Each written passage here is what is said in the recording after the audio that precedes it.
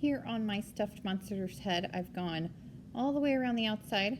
I had one humongous knot that I had to cut off and redo, so now we're past that, so I can get my finger in there. So what I'm going to do is tear off a little more stuffing, and really it needs to be a pretty small amount because it needs to go through a very small hole. So I'm going to take a little bit of that stuffing, and I'm going to try to get it in there without popping any stitches. So now we're just stuffing the head. There we go. Make sure you can still pinch those ends together, so make sure that you can still close that. So now my head looks like this. There we go. So I'm going to finish sewing the whole thing closed. So I'm going to just pinch it together while I try to finish up these stitches.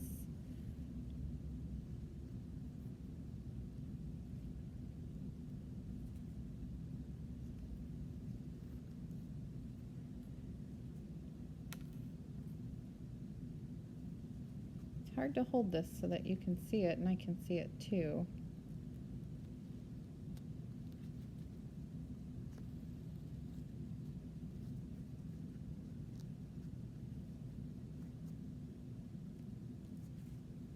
So once we get back to the original shoulder that we started at, we'll know that we're finished.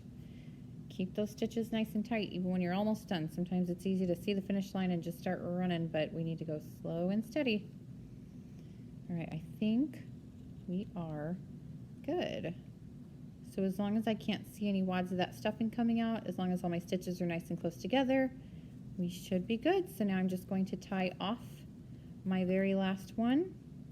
So pick a stitch close by, go, let's pick this one, go under the stitch,